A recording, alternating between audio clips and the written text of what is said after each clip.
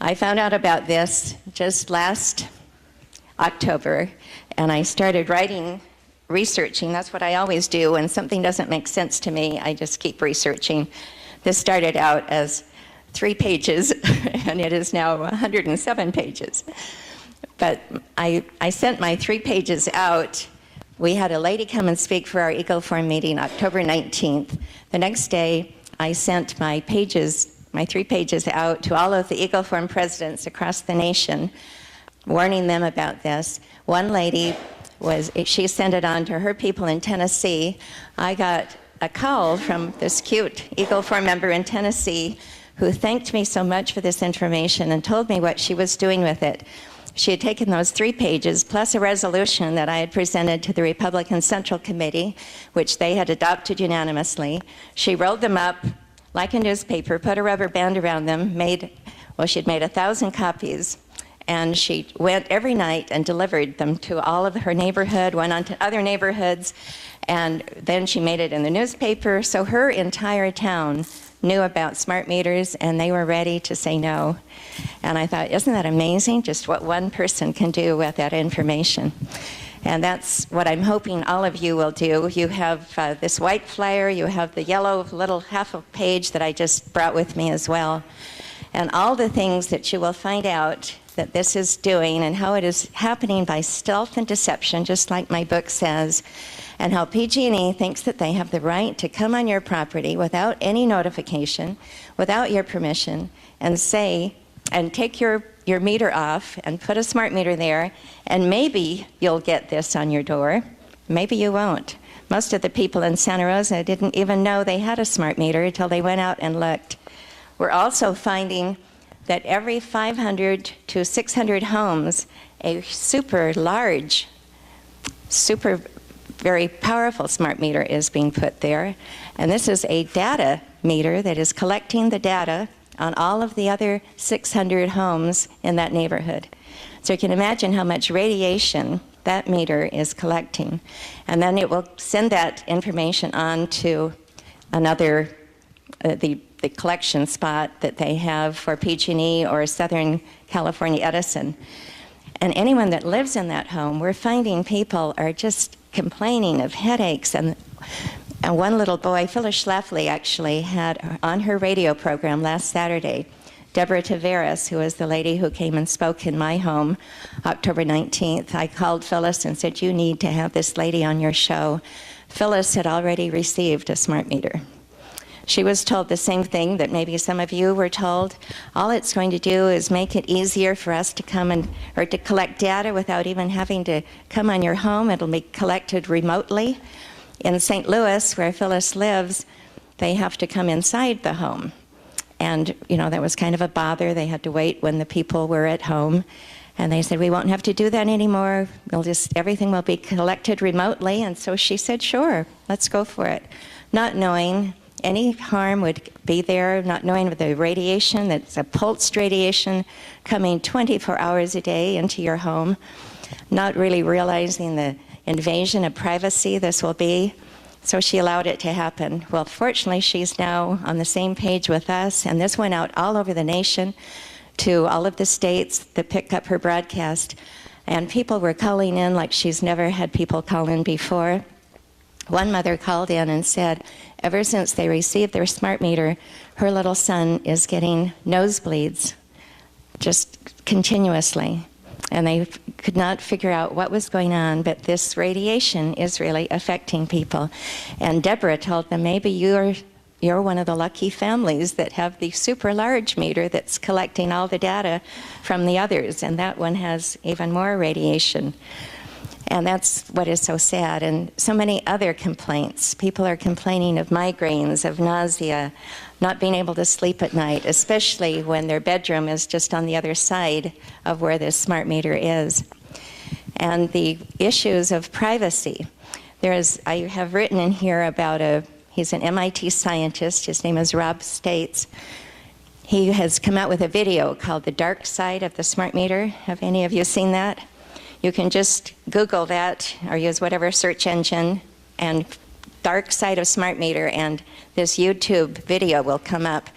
He shows that one of the biggest reasons he is so concerned about this is the collection of data that can then be sold to the highest bidder. He said that when products began to have barcodes on them, then the manufacturer of that product would know exactly where this barcode was being sold, what store. Then they began to have cards like the Safeway card or your Costco card. So now they know exactly what person has bought that little item that has a barcode on it. Well, this is now the third part of the information they want.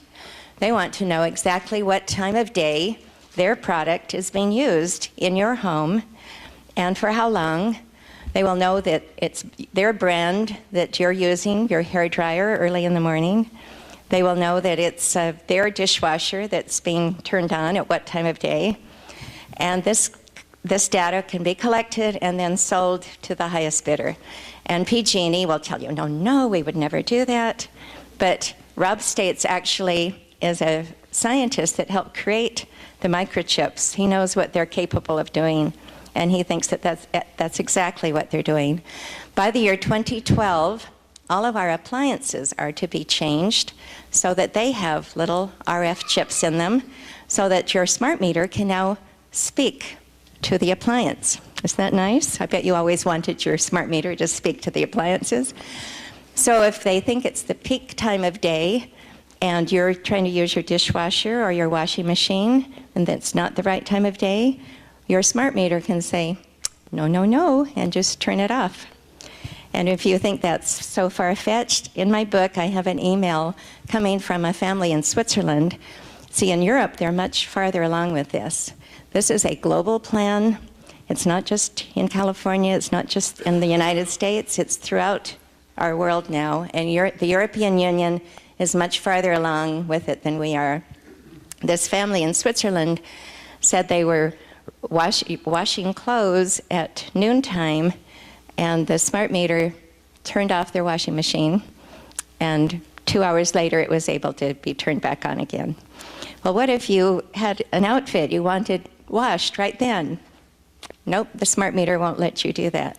And this is, what an invasion of privacy. What an outrage. They're trying to make it so that we will all wash our clothes in the middle of the night. Maybe some of us like to sleep during the middle of the night. And then the fact they want us to all have smart cars that can be plugged in during the middle of the night. And these smart cars don't really last very long with their little electrical battery. They're also not very safe. They're really tiny little cars. But everything, like you heard from Aaron, anything that has smart attached to it, you need to kind of beware now.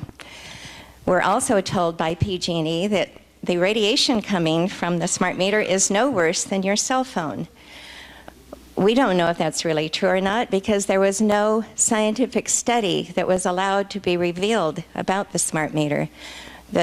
Normally there has to be an environmental impact study on everything. That was waived.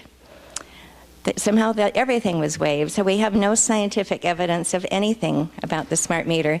And if it is true that the radiation is no worse than your cell phone, we have a choice with a cell phone. We can buy it or not, and we can put it far, far away. We can leave it in our car if we want to.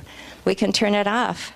We cannot turn the smart meter off. We can't disconnect it and take it away, and we have no choice. So it's very, very different than the cell phone. Also, I have a whole section on cell phones. I thought, well, if it isn't as harmful, or if it's no more harmful than the cell phone, how harmful is the cell phone? I have this natural Dutch curiosity. Whenever something puzzles me, I have to keep researching. So I have a whole section in here, how harmful the cell phone is. And every single cell phone should have a warning on it saying, do not hold the cell phone to your face. Hold it several inches away from your face. There should be an SAR reading on every cell phone that says the surrounding area radiation. And you should be able to know that about that. We should have the surrounding area radiation that goes along with our smart meter, but we're not given any understanding of that. So I would advise all of you who have a cell phone to put it on speakerphone and hold it away from your face. They say it takes about 10 years for the radiation of the cell phone to build up, and we are finding so many people now who are starting to have brain tumors. And they think it's from this constant radiation, that, especially for those who are heavy cell phone users. And a little child should never have a cell phone. There are so many people in Europe that have passed ordinances, and in fact national ordinances, against having a cell phone for children. They're not allowed in the schools in France. Under the age of 16, they should not use them because their skulls are not yet well developed to protect against them. So I just thought I would throw that out there to you as well. Then in the end of my book, I have a chapter asking, where is this really coming from? And what is the objective? What is the motive? Well, you'll find out there is a lot of money to be made. It's always the money trail. PG&E is getting lots of money. PG&E is actually getting carbon credits for doing this, I found out. And the manufacturers of the appliances, they're so excited by 2012 to make everyone go buy new appliances that have the little RF chips in them. Well, then I dug deeper. I found out that this is part of Agenda 21. The smart grid is mentioned in Agenda 21. And then I dug even deeper and found out this is actually coming from way back during FDR 1932. There was a book that was published called Technocracy. Anyone ever heard of that? A wonderful man that has written about that I hope can come and be one of your speakers. His name is Patrick Wood. He just moved from Idaho to the state of Washington, but he has a website called the August Review. And if you go on that and Google Technocracy, you'll find out much more information. But he gave me permission to put that whole article in my little booklet. So it is there as well. Back in 1932, they knew that the technology was going to be so advanced someday that they would have 24-hour-a-day surveillance into your home. I think that was the inspiration for George Orwell to write his book, 1984, Big Brother is Watching You. He knew, too, that someday we would be so far advanced with technology that Big Brother could be spying into our home 24 hours a day. So this was way back under FDR. This has been a plan in the works for a long, long time. And for any of you who don't understand this whole Agenda 21, redevelopment is part of it. I have on the table a wonderful lady that I hope you can come and have as a speaker. Her name is Rosa Corey.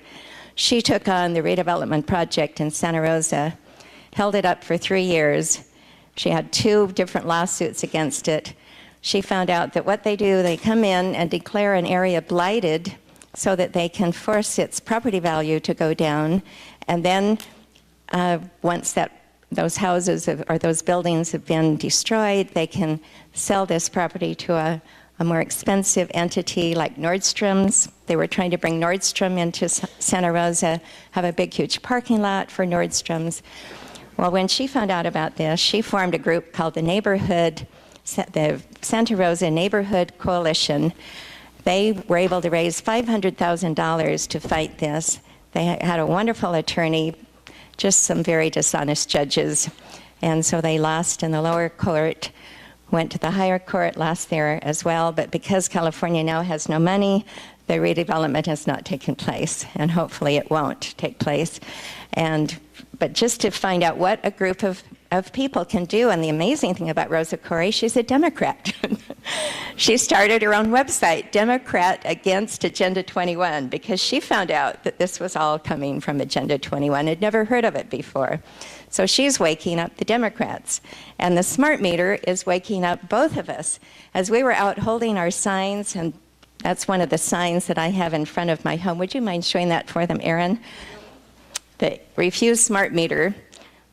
I have this in front of my home, and we were out all holding a sign in front of PG&E. Doesn't come themselves to put the trucks on. They have hired a whole fleet of white trucks called Wellington Electric, so people won't know what's happening. So we were standing out with these signs in front of Wellington Electric, Democrats and Republicans together. I don't think these Democrats had ever met a Republican before. And they kind of like us. In fact, we were asked to go with them to speak for the Board of Supervisors, and we've really formed quite a friendship now. You know, when it comes to your health, your privacy, your property rights, everyone should be concerned. So if you think your neighbors wouldn't be interested because they're Democrats, they should be interested, and let them know. And this will be a wonderful way to unite us together in something where we've never been united before, and we can find out we really believe the same and think the same, and it's been an amazing thing to find out.